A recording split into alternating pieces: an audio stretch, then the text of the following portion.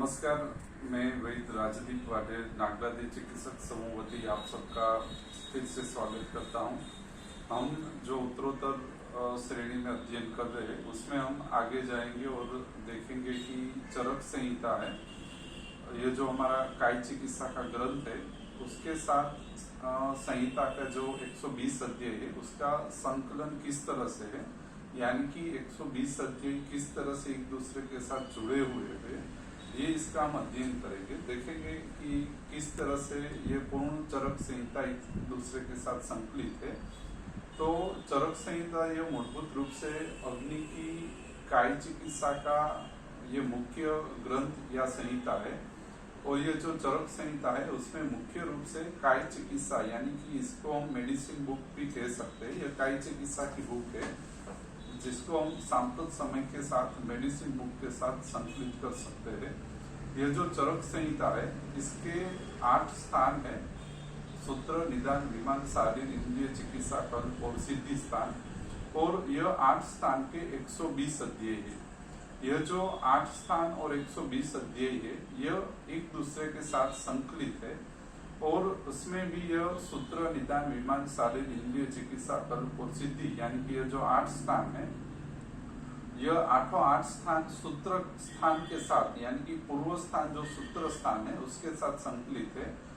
तो सूत्र स्थान के साथ 8 स्थान संकलित है, और यह सूत्र स्थान और यह सूत्र स्थान के साथ ये जो 8 स्थान संकलित है ये 120 अध्याय का यह संकलित स्वरूप अध्ययन और चिकित्सा ये दोनों के अंतर्गत ये संकलित स्थिति का अभ्यास हमें अवश्य में आना चाहिए। उसके द्वारा संहिता का जो क्लिनिकल एप्लीकेशन है वो ज्यादा सुचारू होता है, और हम नैदानिक स्थिति के अंतर्गत और चिकित्सा स्थिति के अंतर्गत हम ज्यादा से ज्यादा संहिता को क्लिनिकल एप्लीकेशन के अंतर्गत हम प्रयोज्यमान कर सकते हैं।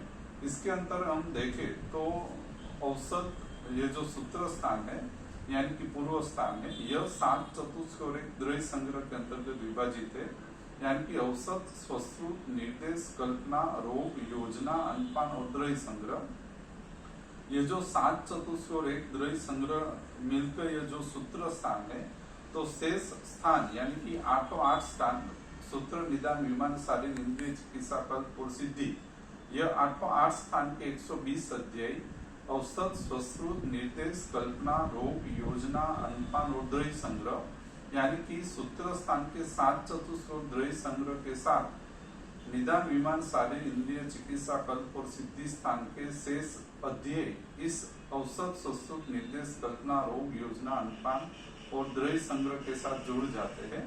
तो यह संकलित स्थिति में यदि हम अभ्यास करें तो ही यह संहिता का क्लिनिकल एप्लीकेशन हम अच्छी तरह से कर पाएंगे। और इसमें आगे जाते हम देखेंगे कि औसत, स्वश्रुत, निर्देश, कल्पना, रोग, योजना, अनुपान और द्रव्य संग्रह के साथ सूत्र, निदान, विमान, शारीर, इंद्रिय, चिकित्सा, कल्प और सिद्धि के कौन कौन से अध्याय जुड़े हुए हैं।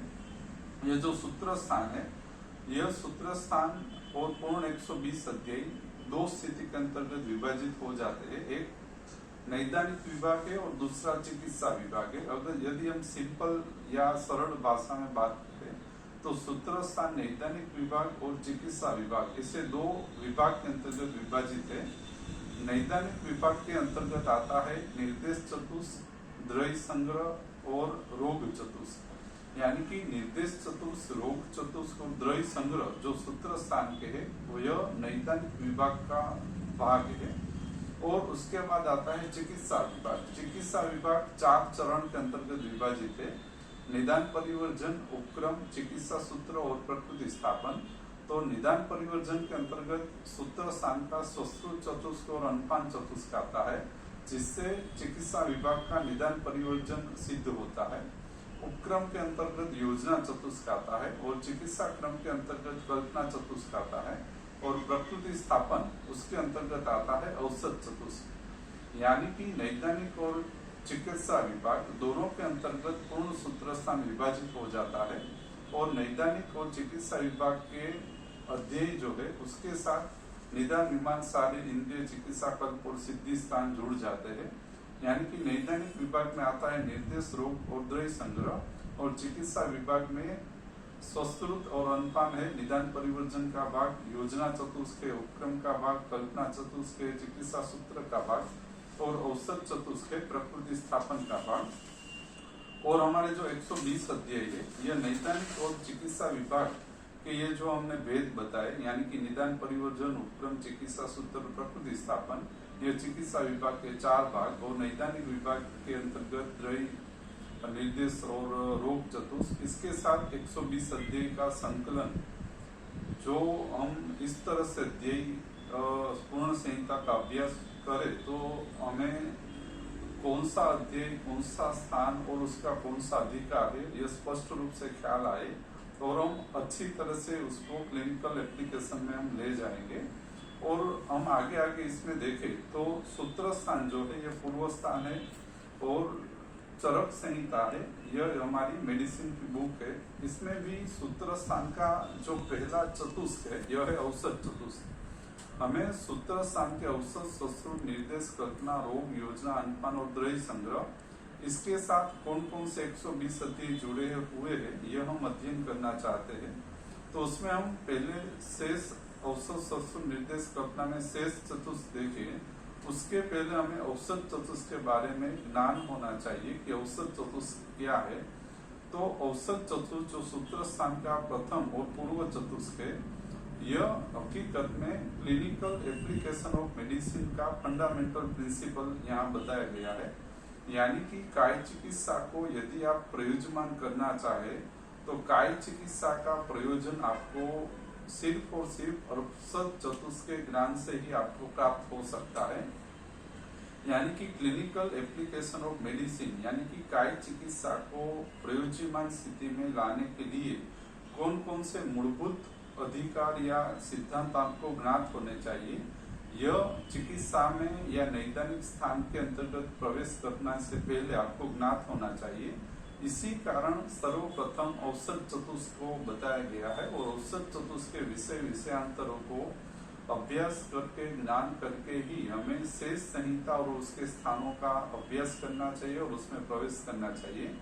तो हम सर्वप्रथम औसत चतुष्क के बारे में जानेंगे। तो औसत चतुष्क जो है उसके 4 अध्याय, दीर्घम जीवंती, अपामार्ग तंडुली, आरोग्यवदादी और शल्यविरेचन सतासीय।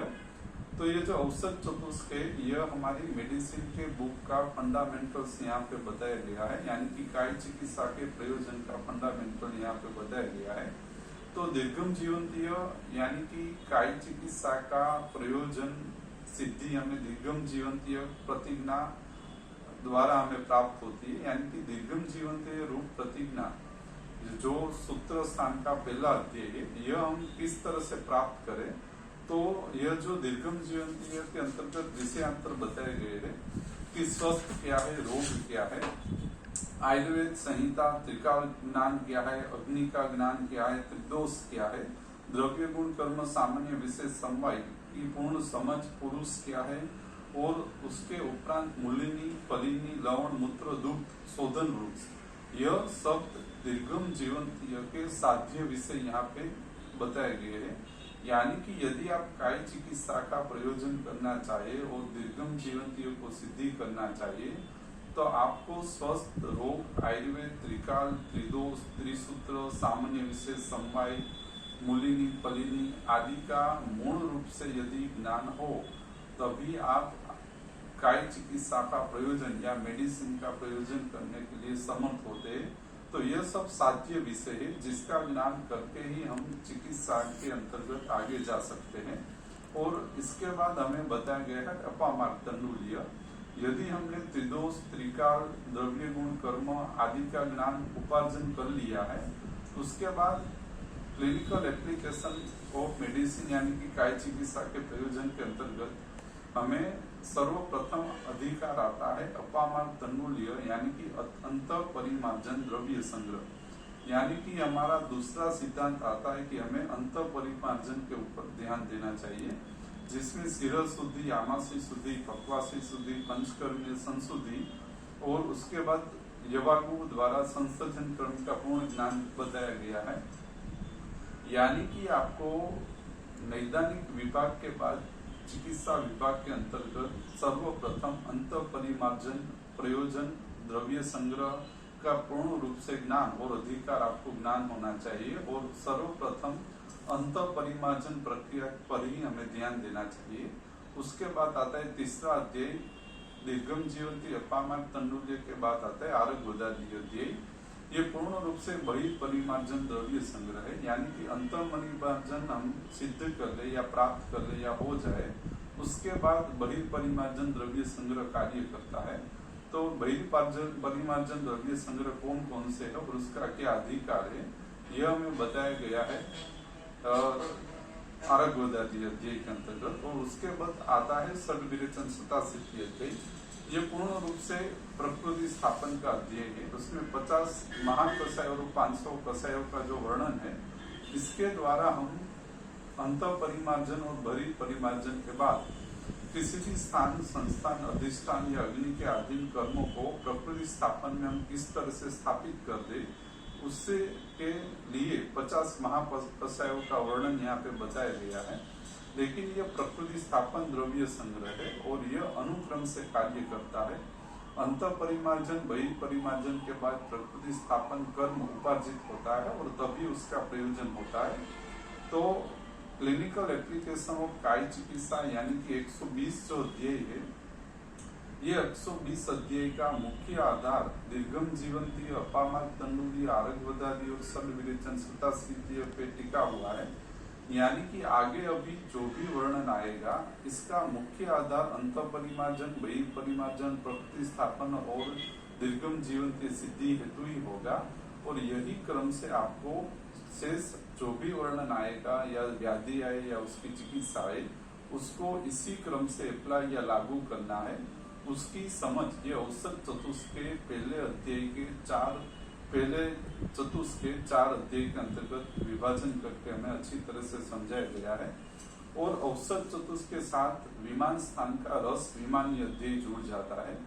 यानी कि यहाँ एक अच्छा विज्ञान बता दिया गया है कि औसत चतुष्क यानी कि फंडामेंटल प्रिंसिपल ऑफ काय चिकित्सा या क्लिनिकल एप्लीकेशन ऑफ मेडिसिन, जिसका रूट है रस, यानी कि रस के आधार पर ही अंत परिमार्जन, बहिर्परिमार्जन और प्रकृति स्थापन प्रक्रिया आपको जो करके देगा और जहां से होने वाला है वो है रस। यानी कि रस विमानिया द्वारा ही आप यह सभी प्रक्रियाओं को जोड़ सकते हैं या कर सकते हैं। तो रस ये मुख्य आधार है अंत परिमार्जन, बहिर्परिमार्जन और प्रकृति स्थापन का। और दूसरा इसका बड़ा विज्ञान है कि रस ही शरीर के अंतर्गत आवागमन और अयन का मुख्य कारण है। तो रस द्वारा ही हम यह प्रयोजन सिद्धि कर सकते हैं। इसीलिए औसत चतुष्क के ये 4 अध्याय के साथ संहिता के 120 अध्याय में से विमान स्थान का अकेला रस विमानीय जुड़ जाता है और रस के आसपास ही पूर्ण संहिता का विज्ञान यहाँ पे संकलित होता है। तो हम इस तरह से शेष चतुष्क के भी अध्याय देखते जाएंगे। तो यहाँ हमने थोड़ा प्रयास किया है कि संहिता के 120 अध्याय को ये जो 8 स्थान है, यह सूत्र स्थान, निदान, विमानशाली, इंद्रिय चिकित्सा, कल्प और सिद्धि, ये 8 स्थान 120 अध्याय का संकलित स्वरूप किस तरह से हमें अध्ययन करना चाहिए, उसके प्रयास के भागरूप हम आगे देखते जाएंगे दूसरे वीडियो में। Thank you.